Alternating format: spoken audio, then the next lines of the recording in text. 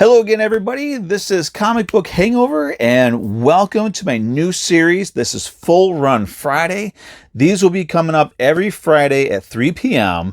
Eastern Standard Time, and they're just going to be videos of the various full runs that I have in my collection. Now, a full run will include any, like today we're going to be doing Lobo, so it'll be the ongoing series, and then any specials, one-shots, and mini-series that he was in. I may also kind of play with the idea of a full run and maybe cover stuff like Maximum Carnage, since that was I have the entire run of that series. I'm not sure how I'm going to handle that sort of stuff yet. I may just make that a video on its own. I don't know yet. But we're going to mostly focus on actual full runs of books. So let's get this camera turned around and let's talk about and show off my Lobo collection.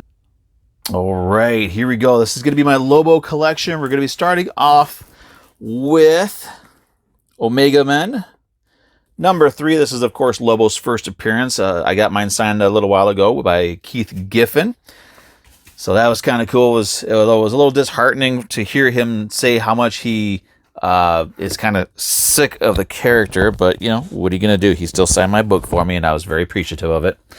There's a couple of other Omega Men. I don't have a full run of Omega Men, per se. I just basically bought the issues that he was in. He's even on the cover there. So I'm sure there's other issues of Omega Men that he was in that I don't have. Yeah, it's kind of one of those things. I just moved on to other things. Now for Lobo proper, this is the order that I have mine in. This is Lobo number 0. This retells his origin, and this was part of the 0 Hour event from DC. This is a sort of a silver foil, silver ink cover. And then from there, I've got the first Lobo miniseries from 1990, signed by Keith Giffen and Simon Bisley. That's awesome. I got to send that into CGC, get it encapsulated. So his first 4-issue miniseries reinvented the character. Up until this point, he kind of was the, one-note, not really fully defined character. But this was the miniseries that really defined the character. And then we move on to his ongoing, which back in the 90s, cover gimmicks were a big thing. So this is a silver foil embossed cover. And I like how I got your cover enhancement right here. I love that. Here's his gun safety cover. And probably one of my favorite cover this entire run, where he's actually using his logo to dispatch an enemy. Best use of a logo award goes to.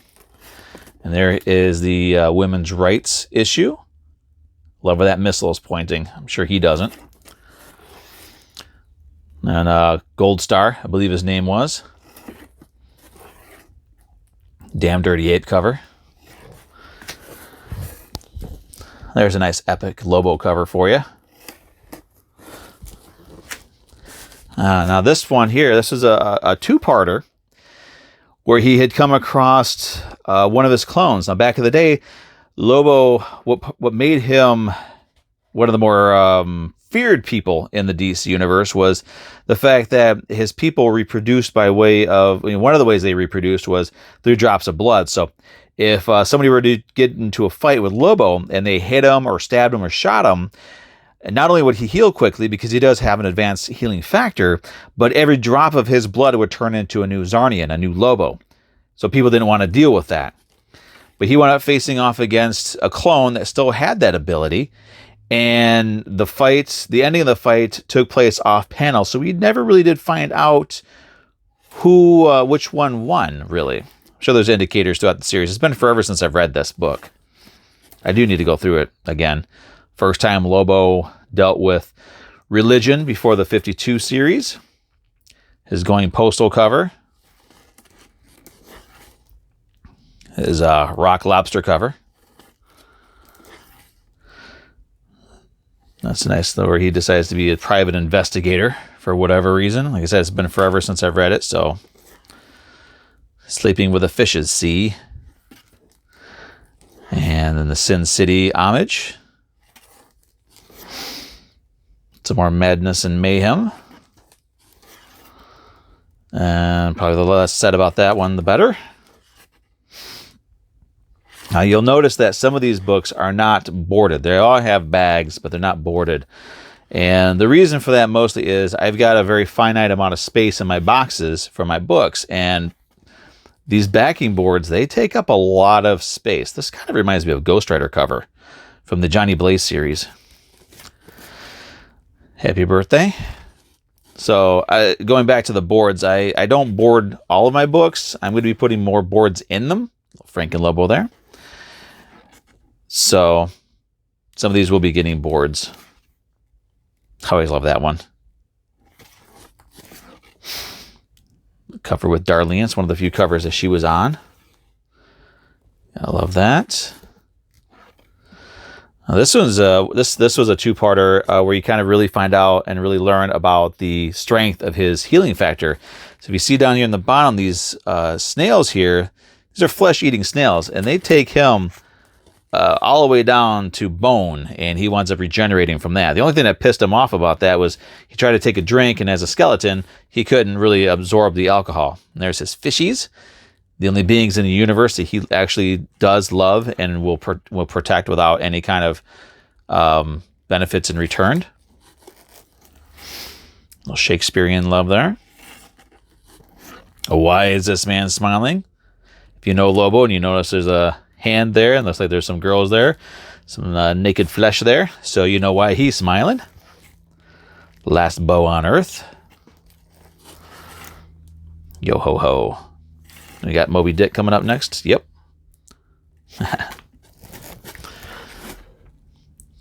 Little highbrow there. Gotta love this stuff. There's a lot of really good covers. I always love that cover. A main man at work and he's beating the hell out of somebody with a shovel. It's great. Oops. Hang 10. More violence. Now this one here, this month, all of the DC books from, what month is this here? December 97. All of the DC books had just the character, the main character of the book, their face. And they were all stoic and very heroic and you know, very well done. So then they do Lobo, where he's got his pinky up his nose. And if you see over here, his pinky is actually coming out of his ear and it's covered with probably earwax and boogers. There's some green boogers there, some green boogers there. So it's Lobo. He's not going to do what everybody else does because he doesn't have to. Another really nice cover. Killing his penguins. Another nice black and white cover there.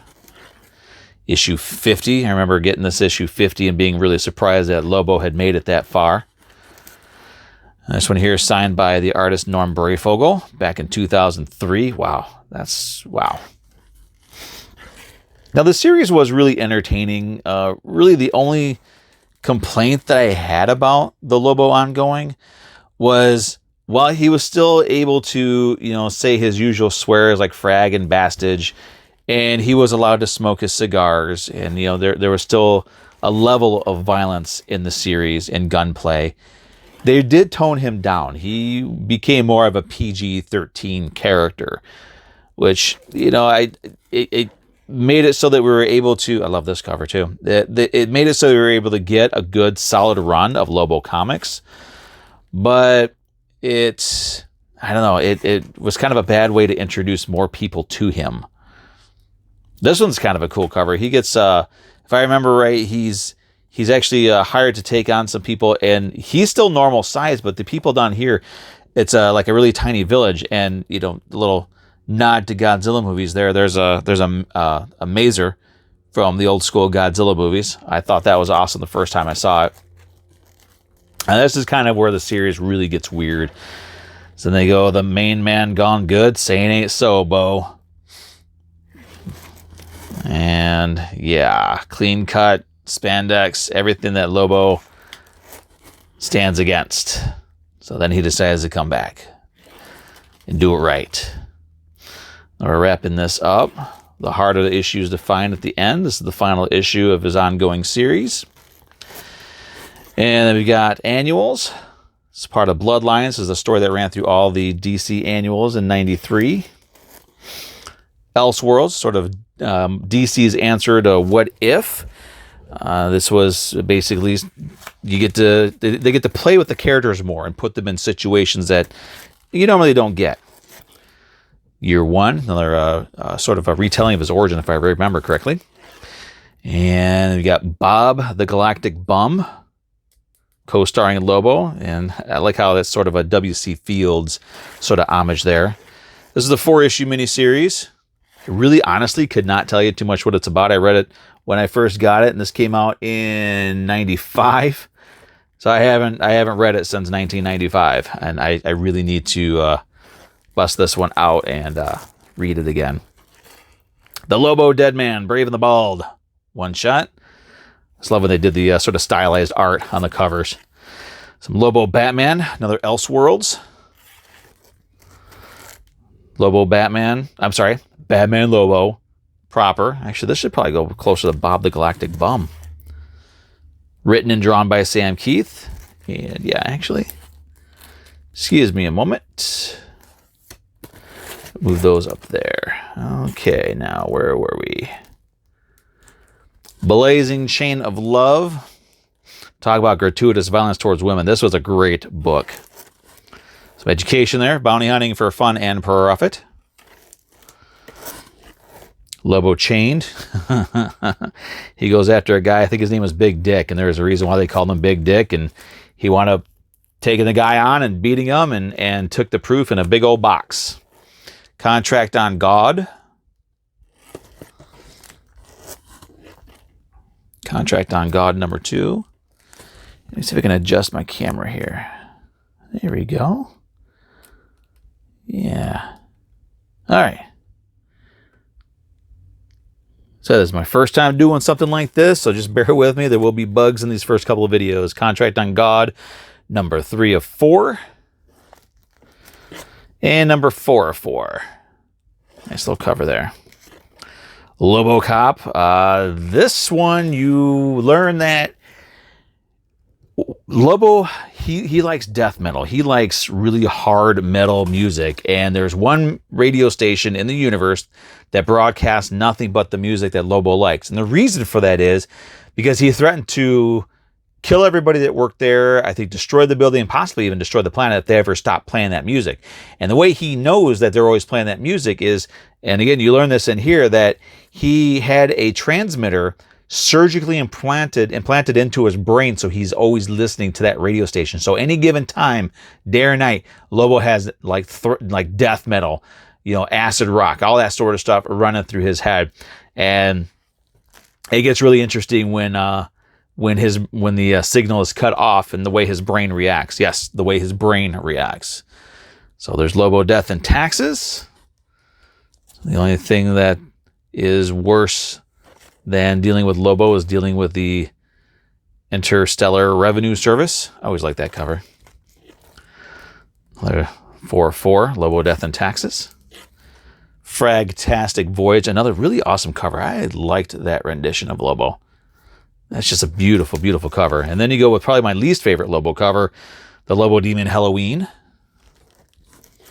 Lobo Gallery. Now, the galleries were DC would do these on occasion, and it was just a one-shot. There's no story, there's no dialogue, really, and it was just basically different artists, both within DC and artists who weren't exclusive to any publisher were able to, give their rendition of the character, give their interpretation, rather, of the character.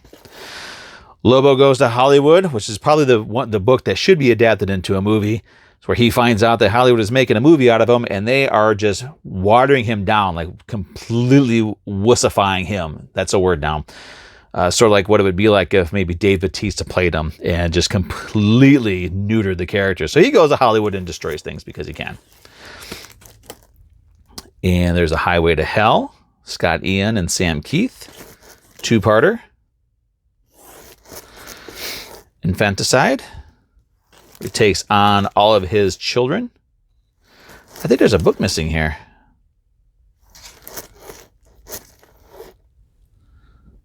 There you go. Let's see here. I want to do a little bit of a... Hold on 1 minute.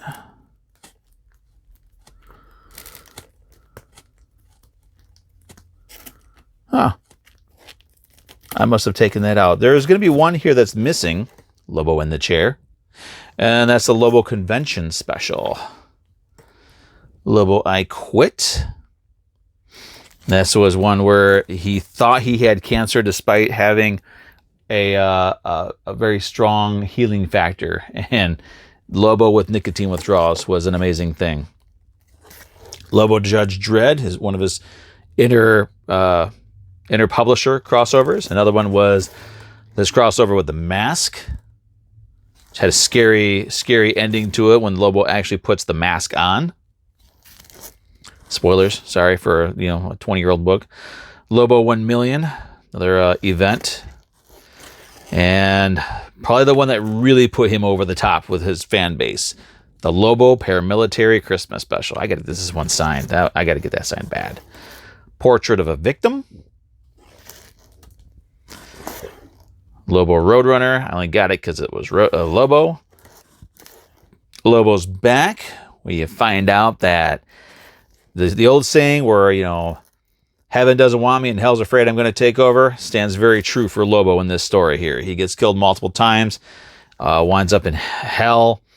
Hell doesn't want him. They threaten to move up to heaven if heaven doesn't take him back. So heaven takes him, and he introduces sex, drugs, and rock and roll to heaven. At the end of the story, he is basically banished from entering the afterlife forever.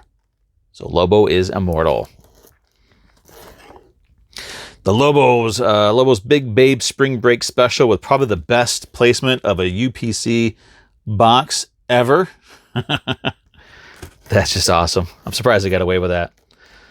Lobo the Duck from the Amalgam line. Un-American Gladiators, Mike Mignola covers. Is it Mignola or Mignola? I gotta pronounce that either way, but regardless, I like his interpretation of Lobo. I really, really do. It's just awesome. Lobo Unbound. They finally take him back to basics. Some awesome stuff there. I like how, let's go back to the first issue here. He's got spikes in his arm, like railroad spikes just going through his arm, and he doesn't care. Another thing that made this series special for me was the reintroduction of another Keith Giffen classic character that's a longtime favorite of mine, Ambush Bug. You can see his little shadow there. And he's kind of on the cover here. A little Ambush Bug Lobo action there. Oops, come on. Didn't hurt it. I promise. I won, and everything's destroyed. That's how Lobo knows he won. And this I just thought was kind of cool that it ended up in this area here. This was from Eclipse Comics. This is a parody. Loco versus Pulverine. And you can kind of see other publisher characters there. There's a Ghost Rider right there. You kind of see Batman and yeah, some good stuff there. There's more on the back. So I don't have a board on this one here. It's Captain America, Sabretooth. I like how Sabretooth is a Sabretooth. And some other characters, Beanie and Cecil. That's awesome. And you see right there is Ren and Stimpy underneath the brick. So good stuff. And Hagar the Barbarian. So that is it. Now I do have the Lobo Convention special. I must have taken that out for one reason or another. I'm always taking my books out for one reason or another. So I do apologize for not having that. I had no idea it was not in here. I got stacks of books everywhere in my room. So but that's it. That's the first full run Friday that I'm doing. So thank you. Thank you for watching. I hope you enjoyed it. I hope it wasn't too boring. I'm going to, like I said before, I'm going to try to keep these under 20 minutes. Because for myself personally, if I'm watching these sort of run videos from other people, if it's over 20 minutes long, I tend to not watch it. I mean, no disrespect to anybody. I fast forward through a lot of them, but I can't sit there and watch. Like, I've seen some of these videos where they're like an hour long, and I can't do that. And since it's one of those things that since I'm not too into watching videos that are that long about people showing me their comic books, then I'm not going to do it myself. So these are going to be within the 20-minute range, give or take. I'm going to try to keep them within that range. If I think they're going to go longer, then I'm going to split them into 2 parts. If everybody's okay with that, let me know in the comments down below. So that's it. This is what I'm going to be doing every Friday. 3 p.m. these are going to go live. I thank everybody for watching. I hope you enjoyed it. I hope you liked looking at my Lobo comics sans the convention special. And I will see everybody next week. I'm not sure what I'm going to do. It's not going to be a DC run. It's going to be Marvel or something else. I haven't decided yet. So I guess we're going to find out what I'm going to do next week when I get it posted. So thanks everybody for watching.